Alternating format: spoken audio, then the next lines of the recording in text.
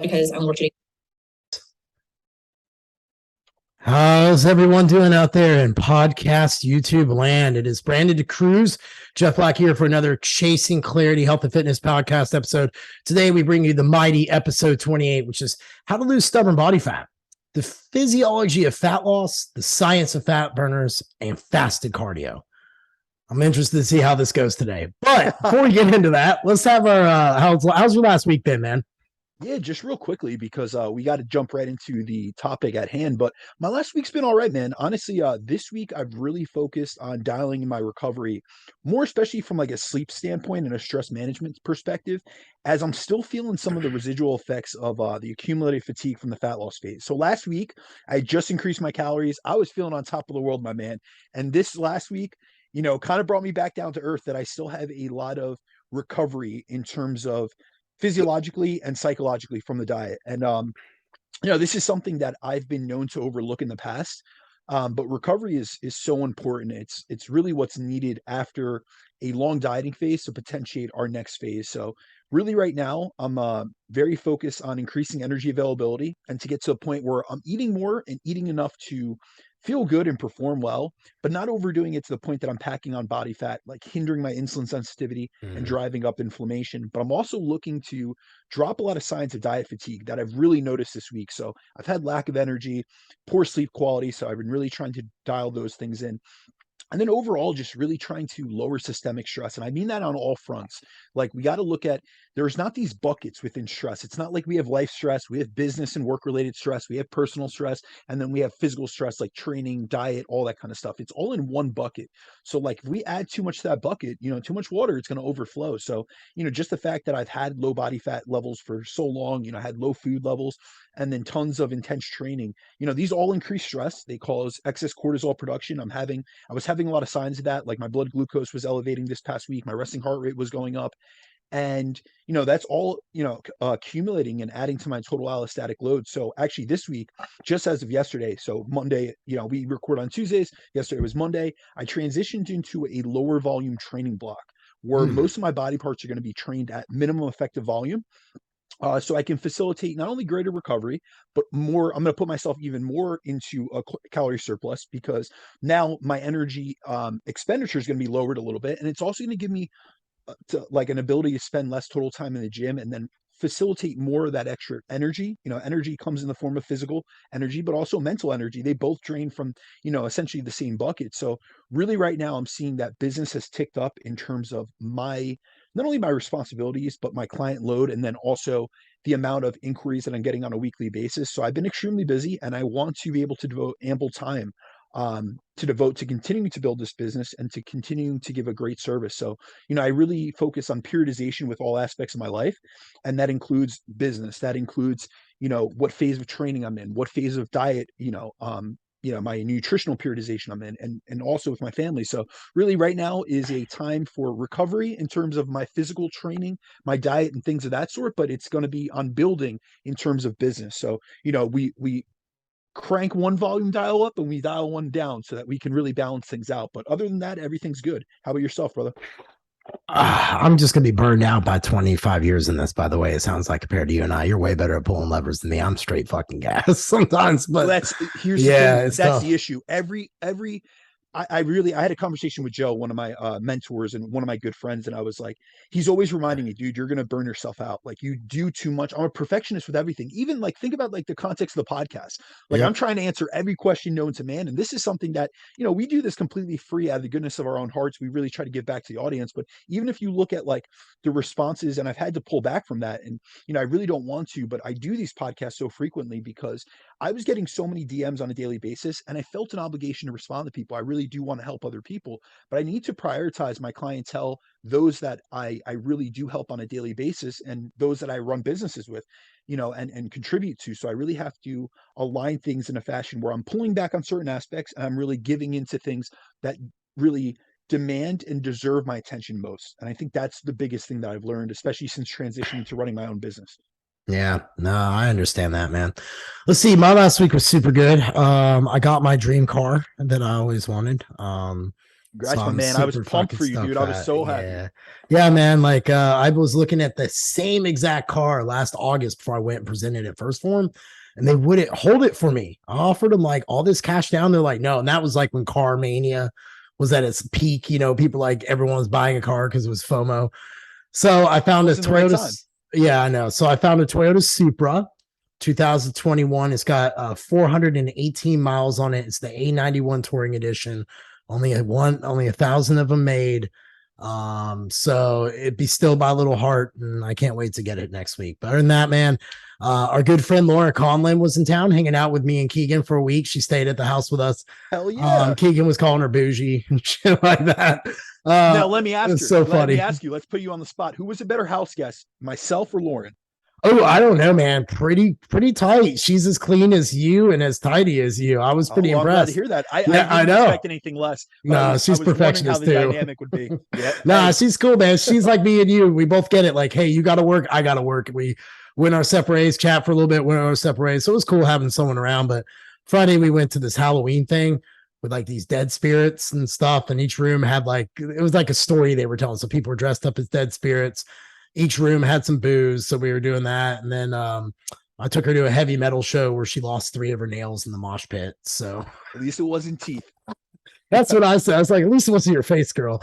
But she had a great time. It was a good weekend. And otherwise, watching my Tennessee Vols have a historic win last Saturday against Alabama. And that was just cherry on top. And then my good friend Richard got married as well. So a very good week. But nonetheless, kids, if you're listening, 12 years ago, I made a promise when I was on my floor on the second night of my friend's floor. And I said, this is what I'm going to go get. And I had a vision board, and this car was the last piece of it. So if you work your ass off and are unrelenting, you too can have all that you see as well. And more, because think about the things that you have attained, the accomplishments. I'm going to hype you up, man, because I know that you're not going to do it for yourself. No, I so won't. as your friend, I am going to acknowledge you, because I believe that not only as friends should we acknowledge each other's victories and really, give spotlight to that, but you have accomplished so much more than you'll ever cover in a podcast. And obviously I won't go into the personal things you've accomplished, but from a business perspective, you've built multiple very successful businesses, including, you're going on your second gym. You have a very a great online training company that has incredible employees. You have things that you never, anticipated or even put on the vision board. So you've attained that and more. And I'm looking forward to the next 12 years. And I cannot wait to see in person, because I've seen your vision board first and foremost. I've seen, your whiteboard, and the chats that we've had, privately about that. I can't wait to see what the next 12 years and what your next vision board, round 2 or chapter 2, looks like. Oh, thanks, man. I appreciate that. You want to know something funny? You'll laugh at me about this because it's typical Jeff Black. I don't celebrate. My CFO called me Friday as we were finalizing out accounting stuff for the year, accounting stuff. She goes, I just want to let you know I'm sending this paperwork off to the bank to review, but you'll be able to get everything that you want. She goes, your companies are that strong financially. And I was like, and I text Sarah and she was out of town. I said, I want you to take that with you this weekend, that we built something that all of us as a team, like, and I told the team Monday in the chat real quick, I was like, hey guys, thank you for helping us decide our fucking fate and nobody else, because now we're in a position that nobody else is in. So it's cool to be able to do that, and I didn't go to social media and post like, oh my God, look at me. I took that shot and just kept it quiet. And, if you're listening to the podcast, I talk more about my personal life on podcasting or else, but yeah, it was pretty cool to have that experience, man. Guy 12 years ago on the floor thinking now I get to walk in and get what I want. It's weird. So yeah. All right, let's get into this. So today, guys, we had a lot of follow-up questions. We had one asked to us like what you burn more, visceral fat or subcutaneous fat. No. What you restore more. What you restore more. Yeah. Was it restore more? Honestly, yeah, it was what we restore and in what order. And honestly, it's going to depend. The research has not been done in those contexts, because you have to realize, and I just want to make a caveat to this. A lot of times I talk about fat loss research because we really don't have research in weight regain that isn't looking at people that are in obese or overweight categories. So really, even if we look at the research on like rate of gain, and I've done podcasts on this, and we will do podcasts on building phases and how to optimize your surplus for a gaining phase and things of that sort. But there's only 2 to 3 lines of research on that. It's very limited. And what we have to realize is more research is done on fat loss and weight loss because of the health benefits that come from these sectors. Whereas in gain, most of the times they're looking at, excess adiposity. So these are things that are increasing inflammatory markers. They're increasing insulin resistance and causing metabolic syndrome. So there's less research done on athletic populations in terms of their rate of gain. And actually, if you guys remember the podcast we did with Eric Helms, he's been working on a study that I've been looking into since 2017, and they're just compiling, they're just putting the subjects through, I think, the second round of intervention studies for the rate of gain in terms of how to optimize the, perfect, quote unquote, perfect surplus for building muscle. But these are things that get delayed years upon years because it isn't something that the research community gets a lot of funding for, first and foremost, nor is it something that's at the high priority list. So this is why, when we talk about things, we have to realize evidence-based is a three-pronged approach. It is what's the best in the clinical research. It is the experience of the coach themselves, and then the experiences, the preferences, and the abilities of the client. And that's why a lot of times when we talk about fat loss, I can bring some studies to you guys. Or today, we're going to go into a subject. We're going to talk about fat burners. We're going to talk about supplements. And for anyone that doesn't know, I spent 14 years as a professional in the sports nutrition industry, and I never talk about supplements because A, I don't think they're necessary, and B, this was something that I devoted most of my life to. And so I don't want to say it gives me PTSD, but a lot of times it brings me back. It brings me back to presentations and to very high pressure situations where this is why I had this knowledge, but also it was in the context of a corporate type of industry, which was very high pressure. And it's stuff that, it's not really, I don't want to say it's not fun for me to recount, but I would rather talk about other subjects. These are things that I've already covered in my past, but we're going to dive in deep in it. And you guys are going to learn some things about supplementation that I know for a fact you guys have not heard unless you worked in the supplement industry yourself. And I formulated for many brands. I have many products that are on the market still to this day that I formulated myself. So I'm going to bring out some of that research and some of that experience to further drive you, empower you guys with education and with information.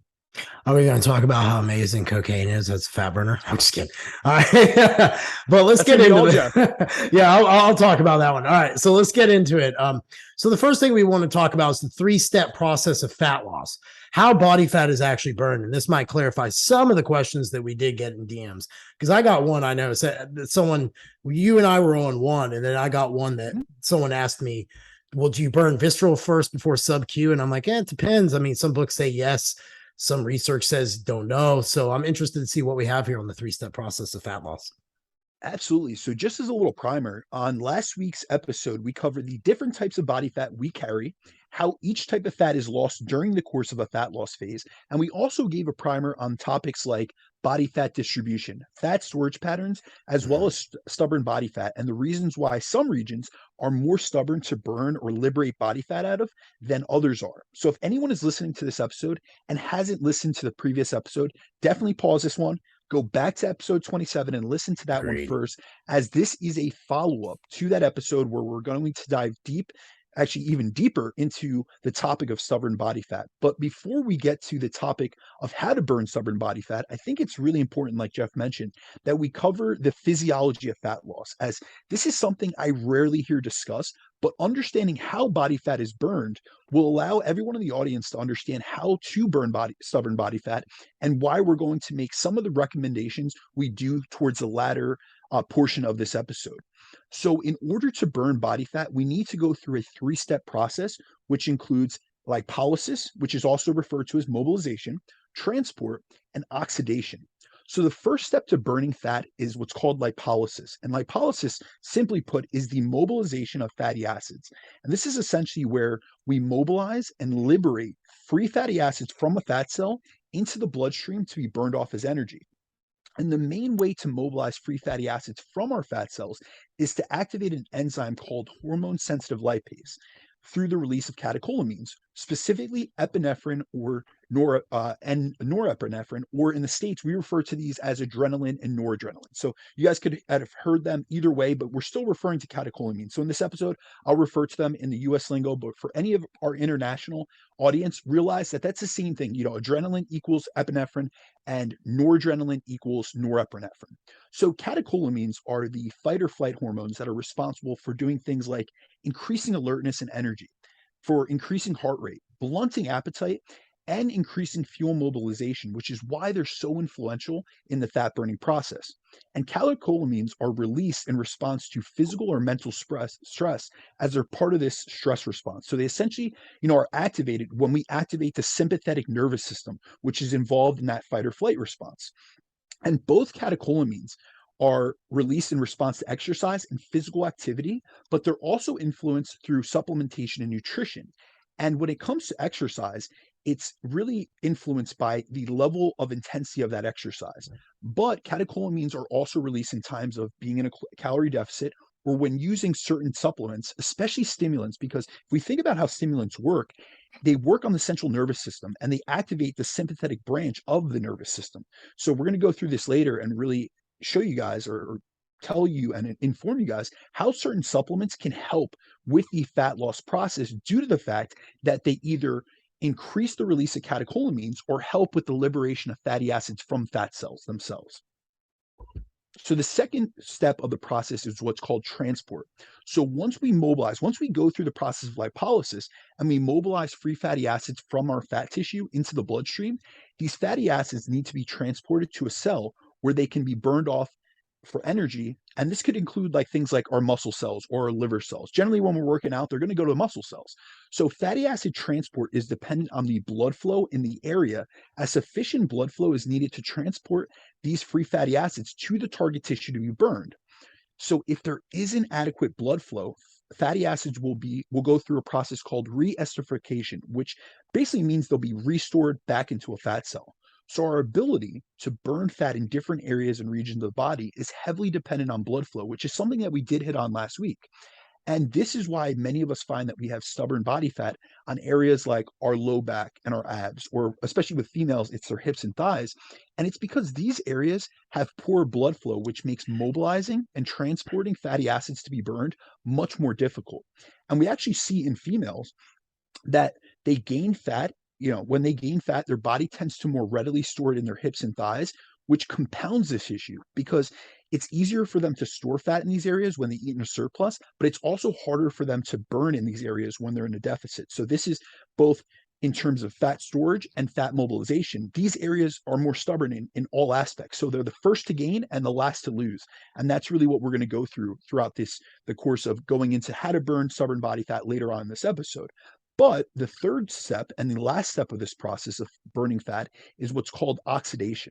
And once free fatty acids have been mobilized and transported to the target tissue or cell where they're to be burned at, they will need to be transported into the mitochondria of that cell to be used for energy.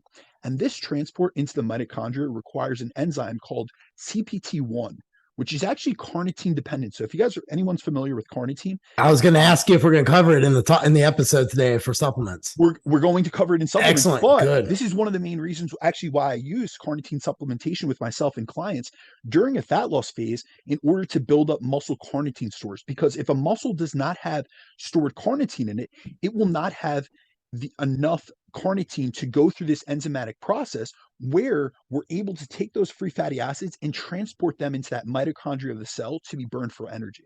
Correct. And then you have did you hit the third process of the fat loss? Yep. Okay, so you want to get on to how, okay, cool.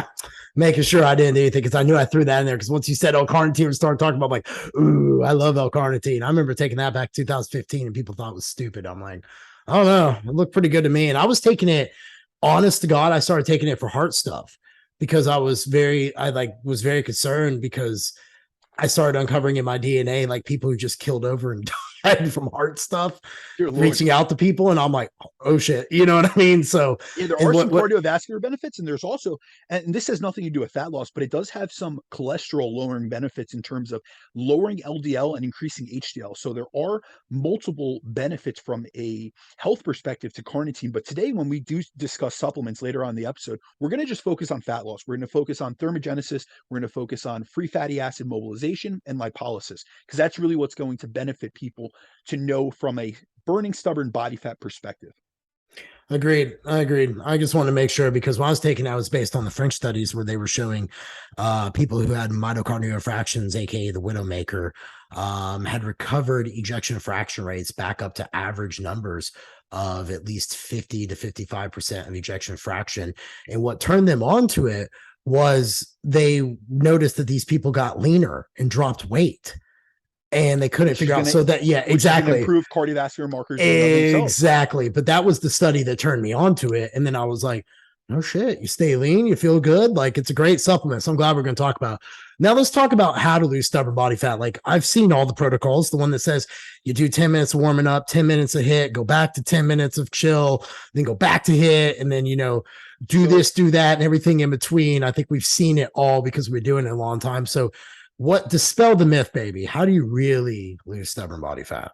Yeah, so we're gonna focus more on methods that aren't extreme first and foremost, that are going to be tangible and realistic to employ with ourselves and our clients. And I'm gonna just tell you from my own experience what I've seen work well.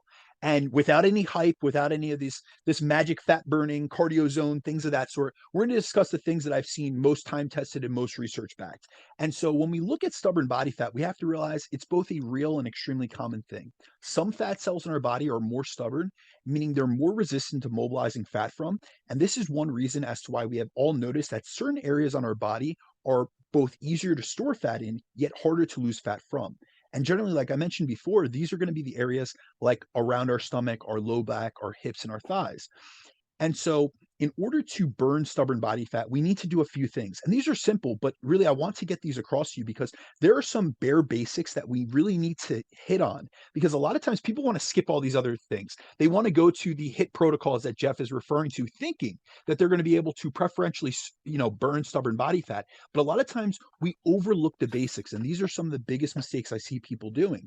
So, the first thing we need to do, and as simple as this may sound, but this is really the bedrock to us burning or being able to have the opportunity to burn stubborn body fat, is we need to induce a consistent calorie deficit that's sustained long enough to lose a significant amount of body fat to be able to tap into stubborn body fat. It's not like we're going to employ a protocol and we're going to go from having 20% body fat for a male or 30+% for a female, and then preferentially burn stubborn body fat, because that would be the concept of spot reduction. And that has been disproven in the research 10 out of 10 times. And I'm actually trying to get my good friend Alan Aragon on to discuss stubborn body or spot reduction, because spot reduction is something that I've looked into literature on for years. But he is someone that's helped me, enhance my understanding of the concept, because there are some conflicting lines of literature on that topic. So the first thing, we need to induce a consistent calorie deficit. The next is we need to stimulate a high degree of catecholamine release. And two of the most effective ways to increase catecholamine production, which is needed both for fat lipolysis and mobilizing fatty acids out of the fat cell, is through supplementation and exercise. So after nailing our nutrition, the two most effective ways to burn stubborn body fat is through very specific supplementation and exercise. Now, we're going to go a little bit more in detail as to these methods. So the first thing, like I said, the first principle or the first method is a sustained calorie deficit. The first thing we need to do is create an effective calorie deficit and be consistent with it. And as we covered in last week's episode, body fat is lost in stages. So unless we stay in a deficit long enough to lose enough total fat and reduce our body fat percentage enough, we won't get to the point where the body is more likely to mobilize and burn fat from these stubborn body fat areas. And this is why, and this is actually, we hit on this briefly, Jeff and I, last week, that who are the only people that we don't see stubborn body fat in? And it's in competitors. And the reason for this is when men and women get very lean and to low body fat percentages. So for like men, it would be 10% or lower, or when females get to 18 to 20% or lower, they'll notice that they have much less stubborn body fat areas and that they've lost much more fat from these areas that they initially held a much higher percentage of body fat in prior to starting the diet. So the first step to burning stubborn body fat requires us to dial in our nutrition, and more specifically, to maintain a calorie deficit long enough to give ourselves the opportunity to lose these stubborn body fat areas. But beyond the diet itself, there are some supplement and exercise strategies I myself have used both personally and with many of my clients over the years to help with mobilizing body fat, which is that first step of the fat burning process, so that we can lose more total fat and have a higher likelihood of being able to liberate, mobilize, and burn fat from stubborn areas. And these strategies are ones that allow for better fat cell mobilization. So we're able to get more fatty acids out of these cells, which can then be burned for fuel if we do the right things. Okay. Now, real quick, since you brought up your boy Alan, he's on PEC7 Tampa with you and Mhm. I. He gave me a topic he's going to present on nutrition for muscle gain and fat loss, research versus the real world. Very interesting. I I think that's know. that's great. I know it's going to be great. I just wanted to dump that out there, plug it. By the way, guys, January 27th, 28th, Tampa, Florida. Anyway, more details coming. All right. So we talked, you want to get into the sustained calorie deficit or you want to start breaking into specific supplementation? I didn't know if you had anything else you wanted to frame out a little bit more. So we got through this the sustained calorie deficit, but we can Right. move on to specific supplementation. Right. I So didn't know method if you two. had anything else you want to button up to clarify that. I think you that was answered supremely Mhm. well. So that's what I want to go to. Specific supplementation. So we already talked a little bit about L-carnitine. Do you want to begin there or where are you thinking you want to go? You know what? I like going in a hierarchy, and the reason I Let's do go this for it. because a lot of times we could get into more sexy supplementation, like things that sound well or that we hear a lot of information about. But always when I take it from a coaching perspective, and really how I do this is what's going to be easiest to employ with a client, and what's going to be you know practical and applicable to the most amount of people. So the first supplement I'll employ with, I'll implement with clients to help accelerate fat loss is caffeine. So caffeine is one of the most researched ergogenic ingredients we have available to us, and it's also the most easily accessible supplement. So seeing as I work with clients from all around the world, this is the first compound that I'm ever going to employ in a diet, as it's highly useful and effective when it comes to accelerating fat loss. And it's funny that I'm going to bring this one up first because this is something that everyone utilizes. However, I think that because caffeine is such a commonly used ingredient, especially in the States, most just think about it as something that they take to like wake up, like an energy drink or a coffee Mhm. or something to increase alertness. And many are either unaware or they overlook the fact that it positively affects both sides of the energy balance equation, meaning it affects both our calories in and our calories out. So, on the calories out or the energy expenditure side of the energy balance equation, caffeine use positively impacts multiple components of our total daily energy expenditure. First, it increases our resting energy expenditure, aka our resting metabolic rate. So, the amount of calories that we burn at rest, even when we aren't exercising. So, it raises your metabolic rate. And research on the weight loss effects of caffeine have found that caffeine use can increase energy expenditure or the amount of calories we burn in a dose dependent manner. So, actually, in a study by Astrup, they found that caffeine stimulates thermogenesis in a dose dependent manner in several aspects. So, in this study, researchers took healthy subjects who were habitual caffeine users. So, probably like someone like yourself or Jeff or myself, and they had them either take a placebo, they had them take 100, 200, or 400 milligrams of caffeine. And then they looked at the effects of these differing amounts of caffeine on their energy expenditure and their plasma concentrations of substrates and hormones. And they found that as caffeine dose increased incrementally, subjects exhibited higher energy expenditure, so more calories burned, a higher thermic response or thermogenic response, and had higher levels of plasma triglyceride. So as a dose increased from 100 milligrams to 400 milligrams, participants burn more calories and also mobilize more free fatty acids into the blood. So it increases, so this shows that it's not only doing the fact that it's burning more calories, but it's also liberating more fat out of a fat cell. Now, if we were to combine that with exercise, which we'll discuss later, you're not only going to have higher amount of calorie burned from that exercise, but you also have more free fatty acids available, which are going to allow you to be able to burn preferentially more fat than you would if you weren't utilizing that caffeine. Now, caffeine also increases our exercise activity thermogenesis, meaning the amount of calories we burn during all forms of exercise, and it also can improve our performance and energy levels. So we not only burn more calories during our usual training session, but as everyone out there can attest, it also makes it so that we have a lower perceived exertion and we're able to do more total work in the gym, which in and of itself will increase the amount of calories we burn even more. And then it's also been shown to increase the thermic effect of feeding or diet induced thermogenesis. So if we were to say consume a cup of coffee with a meal, we see in research that we will burn more calories with that meal than we would without ingesting caffeine with that meal. Now, on the opposite side, so on the calories inside of the energy balance equation, caffeine, being a central nervous stimulant, stimulates sympathetic drive, which can reduce appetite. And generally, these effects are modest. So it's not something, a lot of times we're acclimated to caffeine. So we're not getting a really dramatic appetite suppressing effect, but it is something. And I encourage usually clients to do this where we can utilize things like a cup of coffee or a thermogenic or a energy drink in between meals to help suppress appetite and better manage hunger, especially during a fat loss phase. And one of the ways in which caffeine can help most with fat loss is it actually helps with nutrient partitioning in the way that it actually causes us to preferentially liberate, mobilize, and burn fatty acids for energy while also sparing glycogen when used in conjunction with exercise.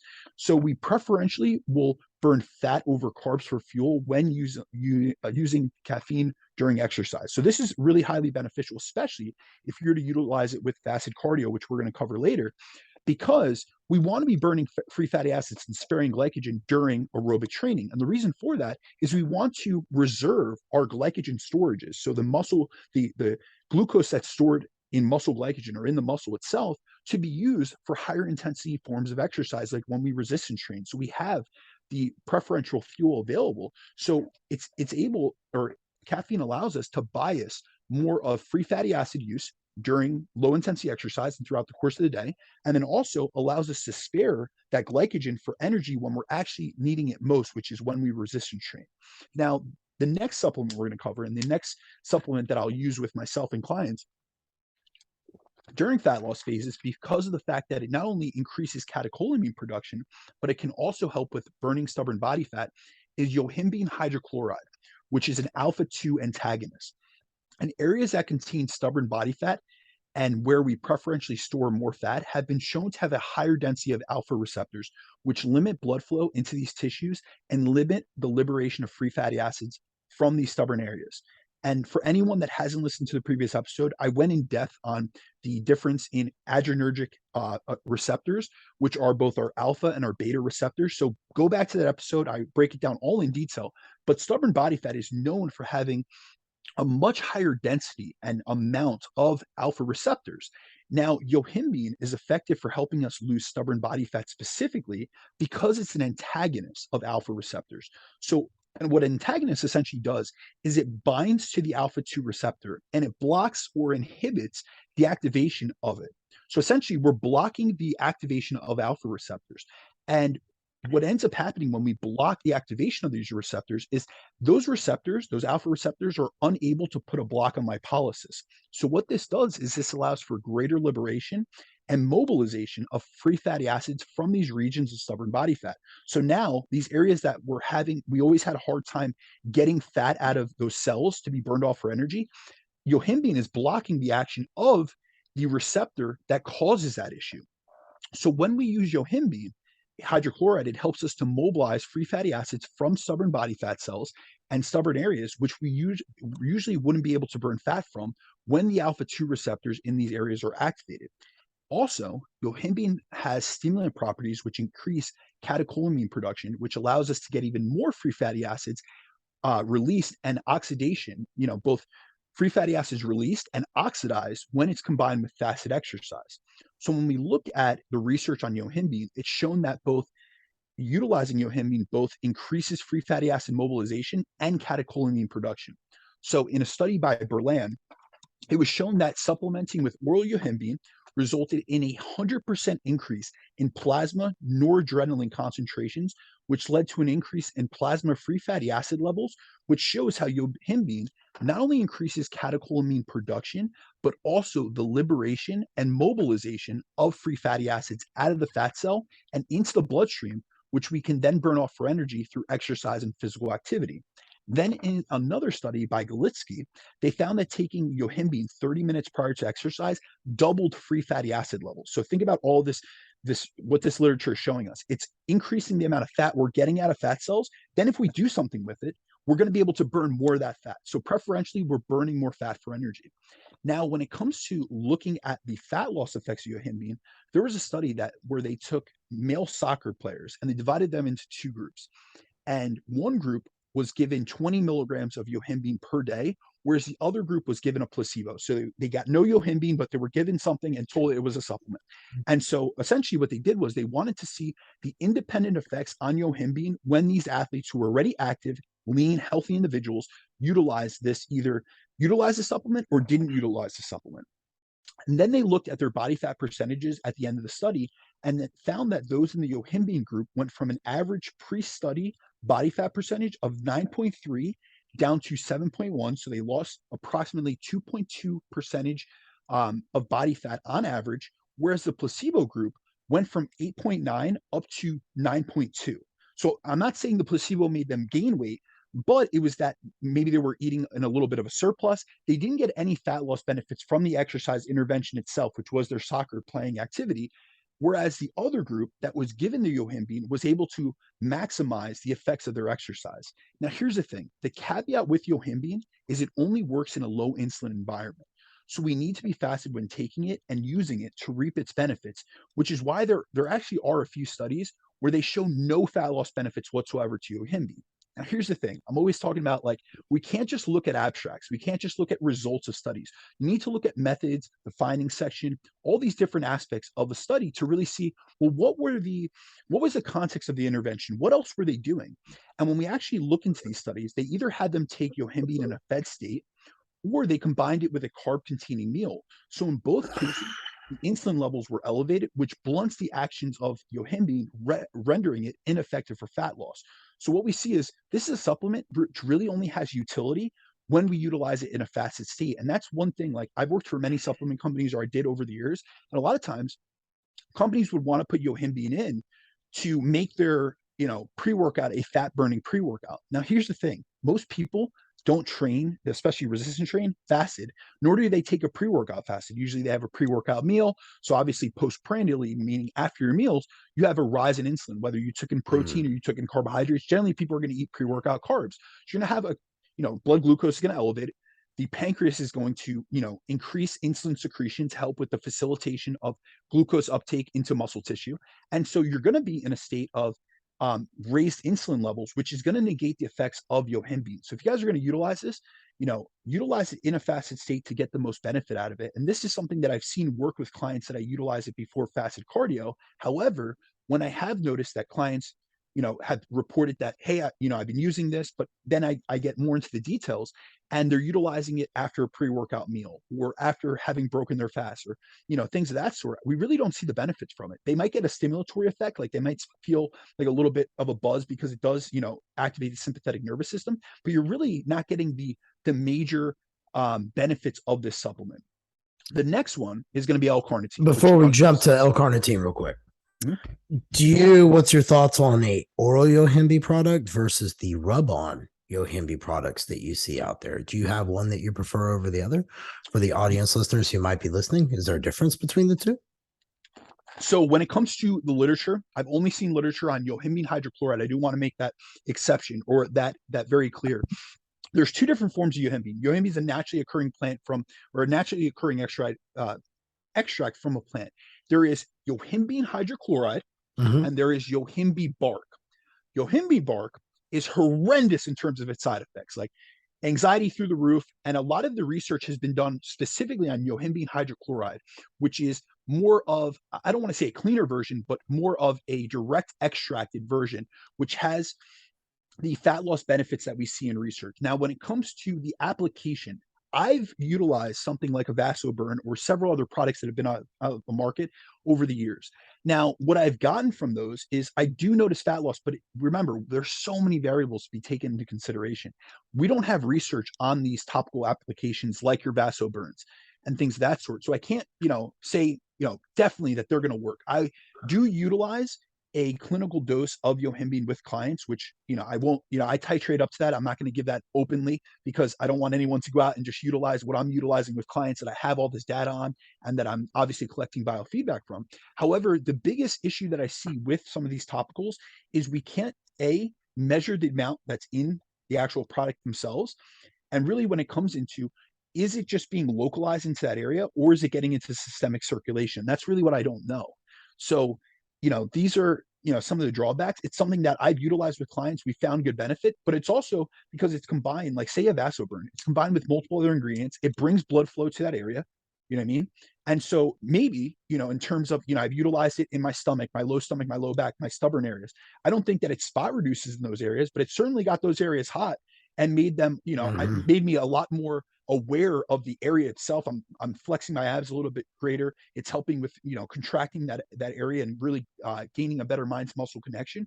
So if we're looking at specifically stubborn body fat, I would go with the oral version.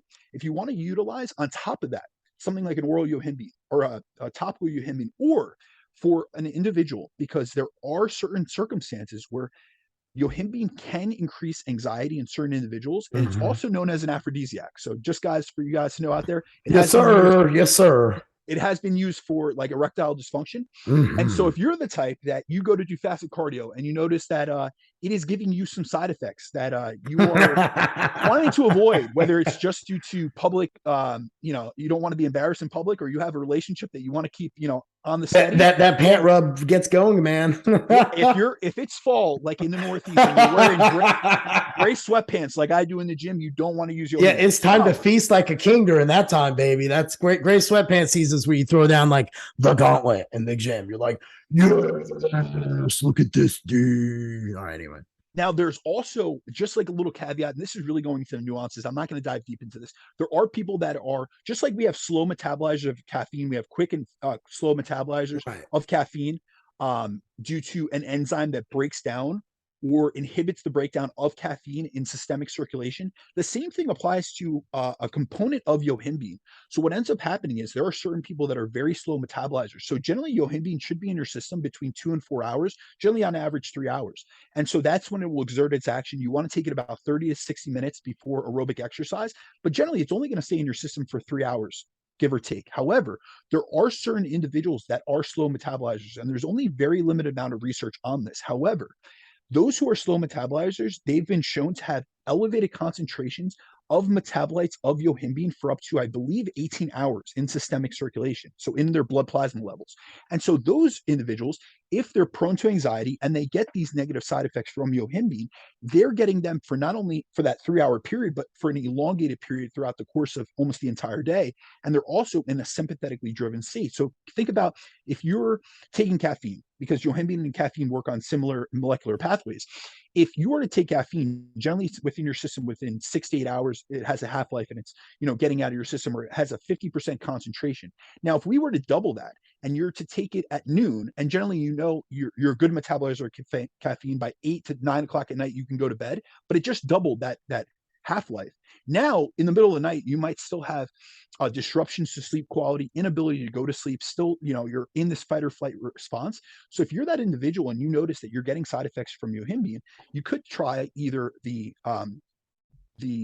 application like Jeff was you know, insinuating, or there's another compound called ralosine, which is alpha yohimbine. It's very hard to get access to nowadays.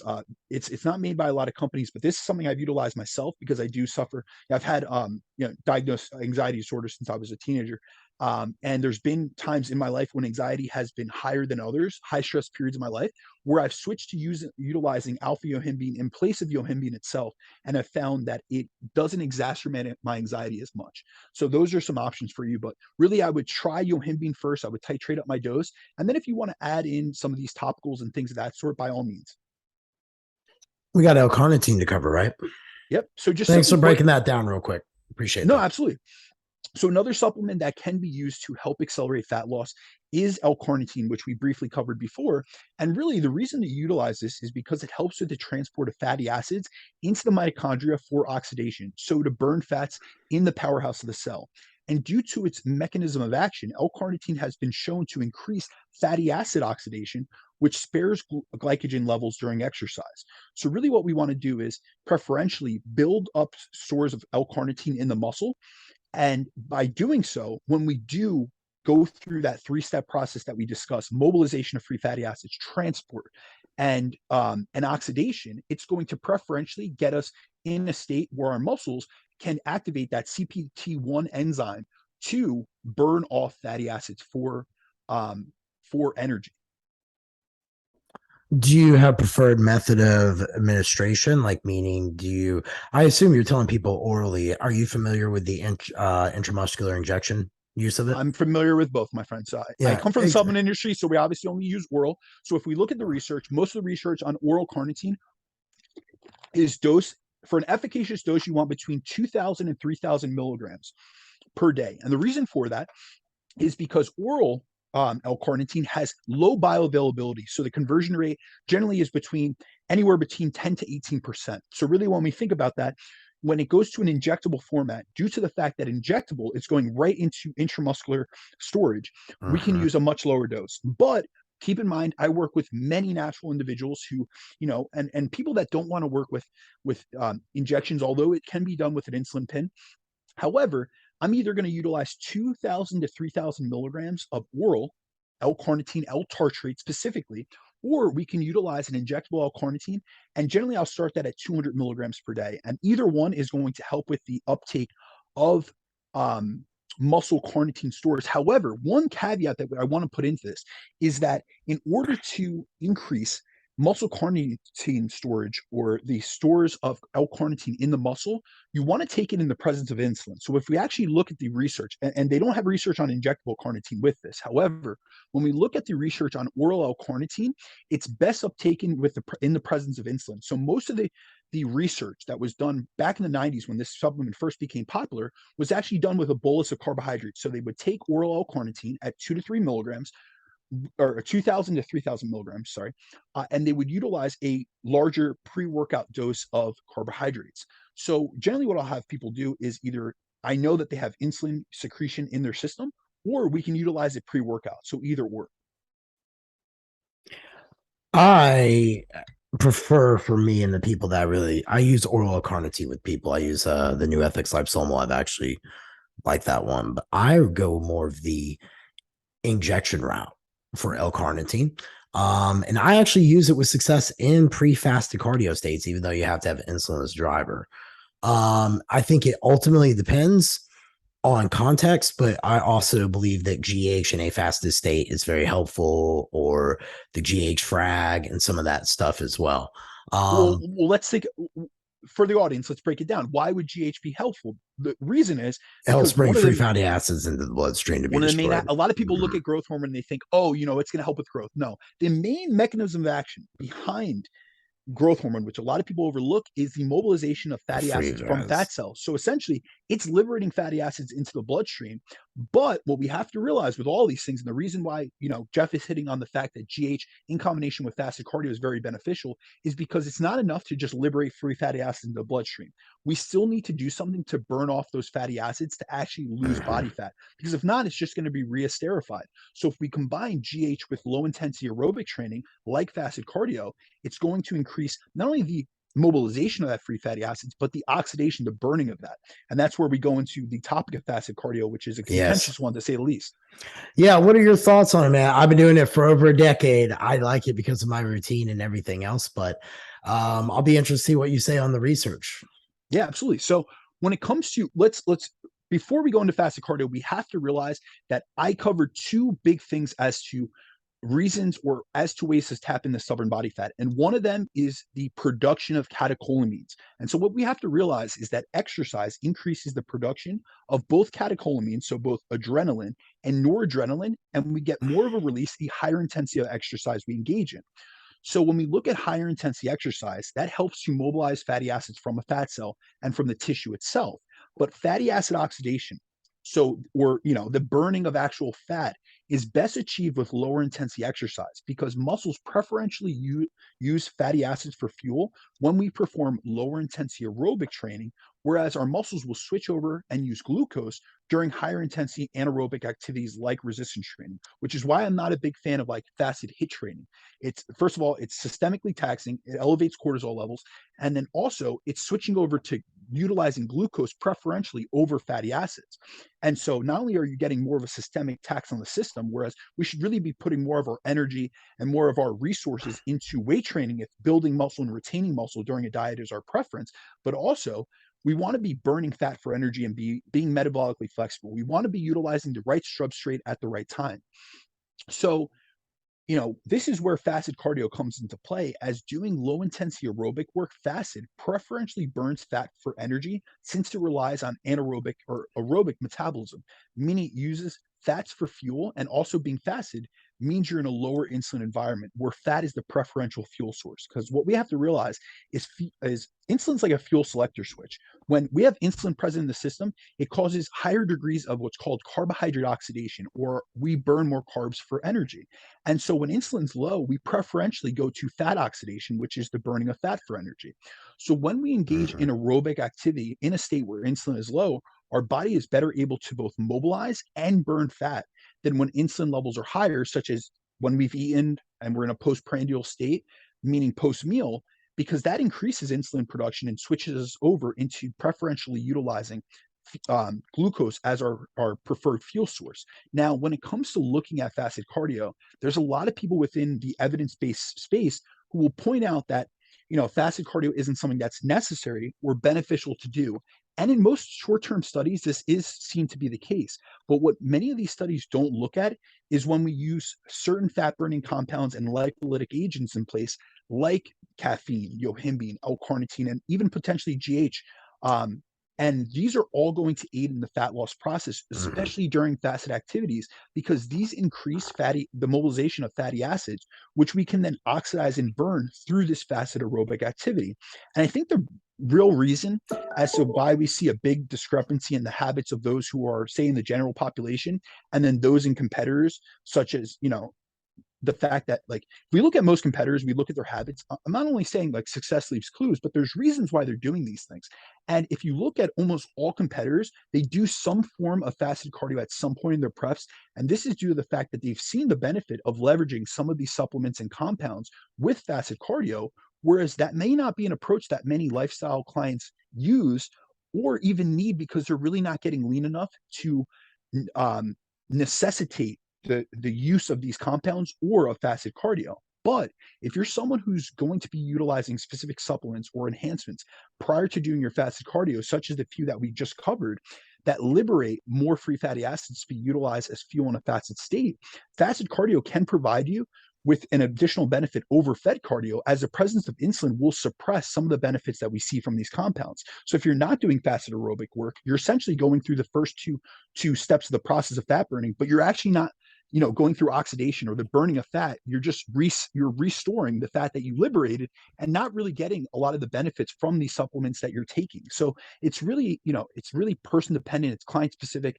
So we always have to consider context. But I really do want to point out, yes, like Brad Schoenfeld, Aaron Aragon, they've done research on fasted cardio, and they've seen in 4-week studies on healthy individuals that aren't that lean, that there isn't there's a very modest benefit to fasted cardio. They burned a very small percentage that wasn't considered statistically significant more fat, but they weren't utilizing any of these compounds. So we're not seeing, remember, these things add up. Even if it's 1%, things, not only, not to be redundant, but compounds compound over time. So like the use of these things Yeah, no are going shit. to compound over time, and eventually could lead as to why we see some of the top, both your bro bodybuilders, but also people like John Jewett. If you go to John Jewett and you ask him about his fasted cardio protocol, he's going to tell you he uses it 9 out of 10 times. And he'll tell you very similar reasons as to why, because I've had conversations with him about this.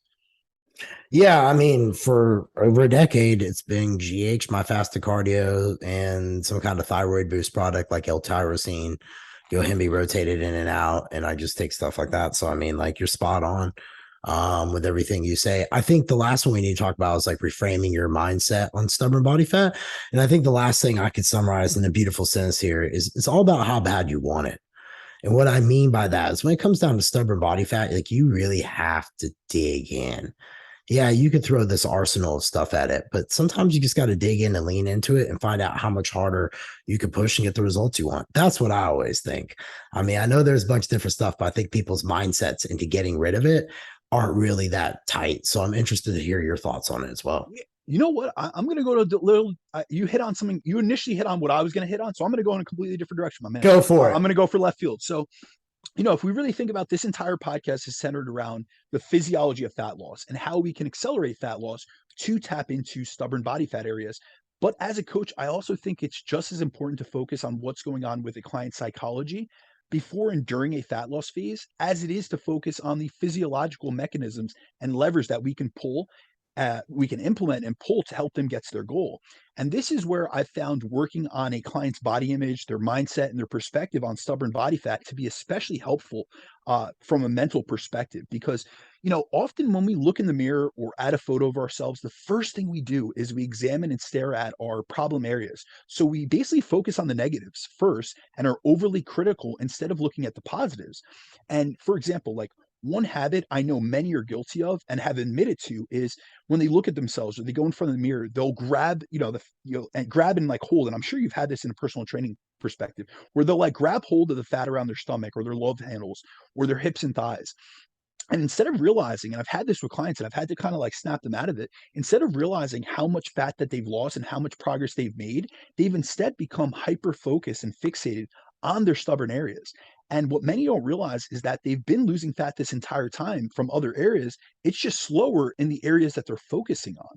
And I think another thing that many of us have gotten caught up into, especially over the last few years, is looking at the physiques of others, such as like the images we see on social media, and allowing the physiques we see others have to make us have a less than stellar view on our own physique. And I know I frequently talk to my own clients about this topic, and I always tell them, stop looking at the photos of your favorite influencers and trying to look like them.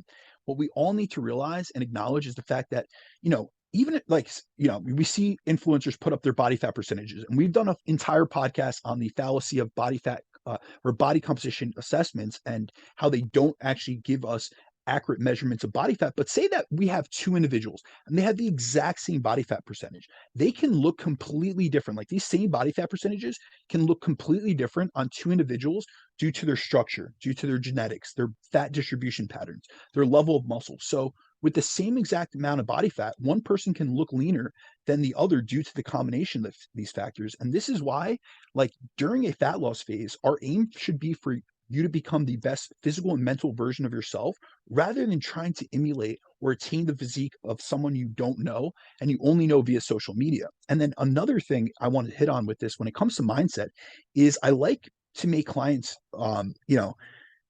think about the benefit of adding muscle if they're unable to attain or if they're unhappy with their body fat storage patterns.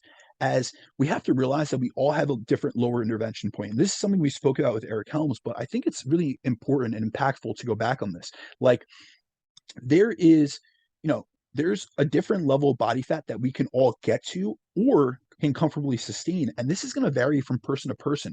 But if you realize that you aren't happy with your lower body fat percentage or how your physique looks when you're at your lowest body fat percentage, the best way to mitigate and improve this is to add more muscle. So if you get to essential levels of body fat, say you get stage lean and you're so unhappy with how you look, building muscle is the best solution to solve this. And this is really where we take on an abundance mindset. Instead of focusing on the areas that you can't control within your body, try adding muscle, because that's what's going to allow us to look better, even at a higher body fat percentage, let alone when we get lean.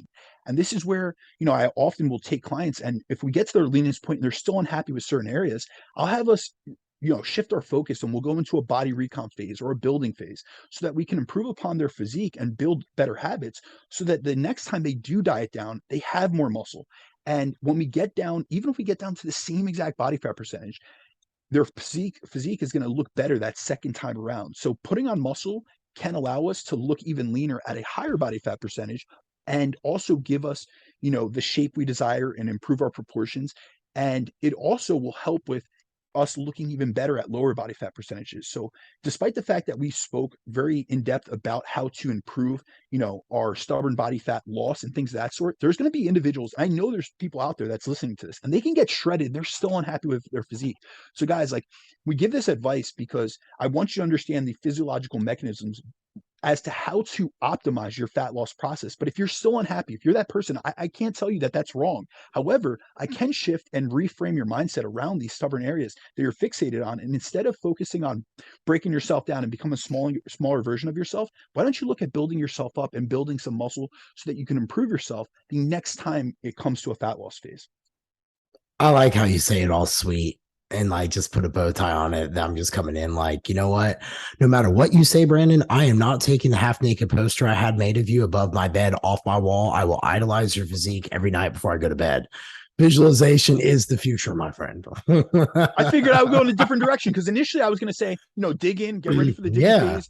There's a cost to getting lean. And I could say all those things because I've been there and I've experienced that. And I had personal experience having dug down into the deepest levels, the lowest calorie levels I could tolerate. But that was what was right for my journey. And it's not right for everyone. And I always tell people there's a cost to getting lean.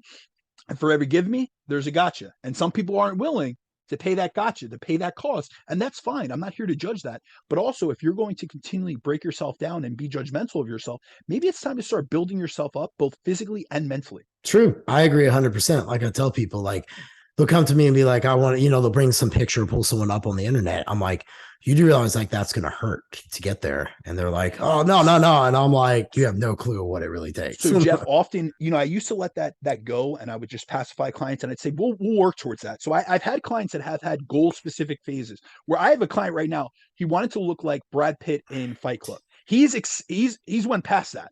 You know what I mean? But if I had told him, broke him down since day one, you're never going to get to that. That's not my intention. But there are times that people will send me something that's both unrealistic and it's harmful for their mental health, what they want to get to, because they're not willing to pay the cost for that, nor do they realize the extremities in which they would have to go to, both physically and mentally, to get to that goal shape. Say they're at 30% body fat and they want to get to 5% body fat and on stage. I'm not telling you can't do that, but I'm going to tell you there are a lot of things that you're not expecting to come along with that process. You want to improve your relationship with food? It's not going to happen getting to 5% body fat. You want to improve your relationship with your significant other? You're going to have no libido at 5% body fat. I'll tell you that personally. And from many of the clients I've gotten. Oh, hell yeah. I'd rather just lay down. Yeah, there's many things that are, you want to improve your physique to get more women. Well, you're not going to be able to get it up. There's many things that are going to come along with this process. So I think as a coach, it's very important to be realistic with clients, to be encouraging, but also to help build them up in multiple aspects. So it's not just about getting the physique goal, it's about reshaping their mindset in the process. So that's where you went in one direction. I decided, hey, let me go in a different direction because I want people to realize we all have stubborn body fat levels. I had someone post today and was like, I don't believe that you have stubborn body fat. I'm like, dude, I stored in my low abs and my low back, but I'll get peeled. You know why? Because I'll push through until I get those areas off. And it's very uncomfortable. It's very low calories for some of my body weight, my size, and my training experience and intensity. However, I'm willing to pay that cost. Not everyone is, though. So realize that what someone else attains has nothing to do and should not impact your process, your goals, or your body image ideals. And so we really have to take that into consideration. And so I hope this episode really helped you guys from a understanding perspective of how to optimize your fat loss phases and burn stubborn body fat, but also for anyone out there that is feeling like they are unhappy with what they're looking at. Let's focus on the positive. Let's focus on I always try to bring this back to clients. Let's focus on the progress you're making on a daily basis rather than living in the past of what you might have looked like years ago, or forecasting and dwelling on the future, which you don't know what you're going to attain or what is possible in the future. So let's be in the now, let's be where your feet are, and really focus on the positive changes we see on a daily basis within this phase and just being the best version of yourself. Or daddy coming in saying, just suck it up and diet harder. B man, dude, this was a good one. I really like this. I don't think anyone's ever covered like this, the three phases like this all together at once. So it was super cool to do it with you. Where can everybody find you at? You guys feel free to reach out to me on Instagram at @BrandonDeCruz_ or through my email, which is bdecruzfitness@gmail.com. Guys, any feedback that you have on the show, please share, subscribe, like the show. We really appreciate all the feedback that we get from you guys, but also the shares, especially on your IG stories. They go a long way, so we super appreciate those. Yeah, thank you guys. We really do. Be sure to rate us on Spotify and leave some reviews on iTunes too. We appreciate it. Definitely talk about my voice. It's a pride and joy for me. With that being said, you can find me, Jeff Unbreakable Black, on Instagram, relentlessforever.com, and ironhouse615.com for my gym if you're in Nashville visiting and want to come by for a workout. All right, man. Well, have yourself a good day, dude. It was a good chat. You too, my man. Peace.